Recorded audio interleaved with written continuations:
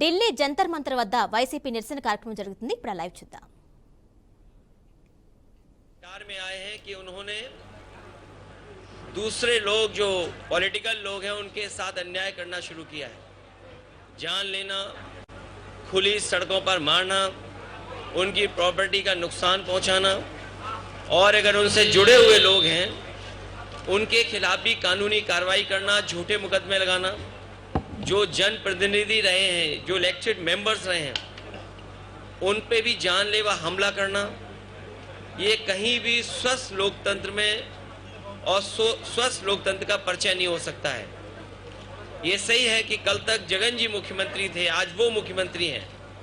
ये जरूरी नहीं है कि कल वो मुख्यमंत्री रहें और कल जगन मुख्यमंत्री न बन जाएं. और बुलडोजर का जो कल्चर डेमोक्रेसी में आया है हम समाजवादी लोग कभी स्वीकार नहीं कर सकते हैं. आखिरकार सरकार ये कर करके क्या मैसेज देना चाहती है? सरकार क्या डराना चाहती है? लोग खुशी से जुड़ें, डर के ना जुड़ें. लोकतंत्र की जीत तभी होगी या अच्छा मुख्यमंत्री वही माना जाएगा जो डराए नहीं. और जो डराने वाले लोग हैं वो बहुत दिन सत्ता में नहीं रहते हैं.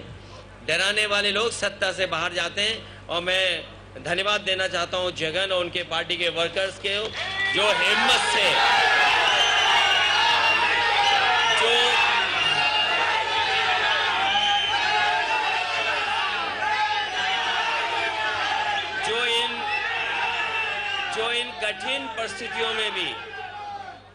जो इन कठिन परिस्थितियों में भी अपने नेता के साथ हैं. और मैं देख रहा हूं कि जगन जहां नेता हैं लेकिन वो अपने वर्कर के बीच में हैं. जो नेता वर्कर रहता है वो नेता हमेशा बना रहता है.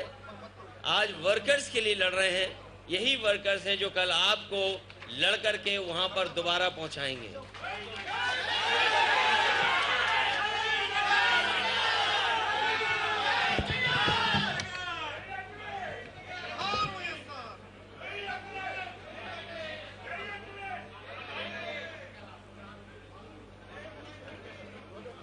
Thank you.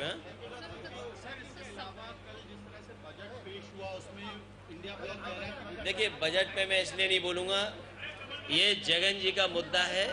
इसको आपको दिखाना चाहिए, बताना चाहिए कि वर्कर के साथ अन्याय नहीं होना चाहिए. आप किसी की जान ले रहे हैं, किसी की प्रॉपर्टी का आप नुकसान कर दे रहे हैं, बुलडोजर चला रहे हैं.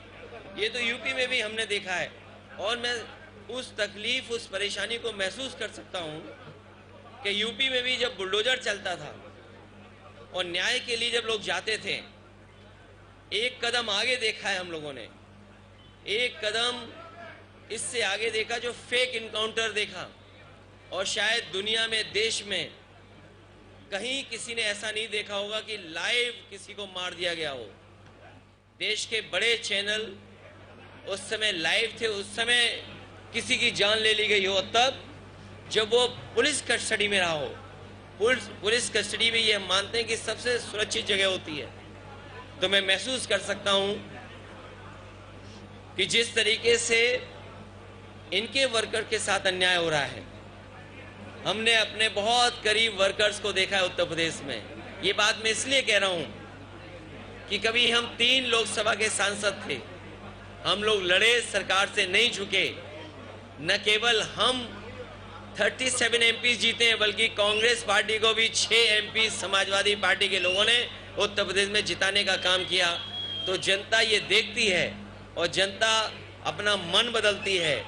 हो सकता है जनता ने वो बात न समझी हो, लेकिन आज जिस तरह का सरकार का व्यवहार है, कल जगन की पुरानी बातों को वो महसूस करेंगे, पुरानी पॉलिसीज को वो याद करेंगे, पुराने कार्यक्रमों को याद करेंगे, फिर एक बार उनके साथ खड़े दिखेंगे. बीजेपी वहां पे पावर में है तो क्या आप चाहेंगे कि बीजेपी को इस तरह के वायलेंस को कंडेम करना चाहिए? बीजेपी को अगर स्वस्थ राजनीति करनी है और देश में स्वस्थ माहौल बनाना है, उनको जनादेश को समझ लेना चाहिए. जनादेश यही है कि यहाँ पर भाईचारा हो, स्वस्थ राजनीति हो. आप देखिए अभी कावड़ को लेकर के क्या किया था सरकार ने, लेकिन सरकार को पीछे हटना पड़ा. जनता स्वीकार नहीं कर रही है। जनता वायलेंस को पसंद नहीं कर सकती। जनता कभी भी नहीं चाहेगी कि एक दूसरे की जान ले कोई। अखिलेश जी, आपने यहाँ पे वीडियोस देखे अभी, और बहुत सारी पार्टियां ऐसी हैं जो आपके साथ हैं। क्या अपील आप उनसे करना चाहेंगे कि वो आके देखें या साथ दें?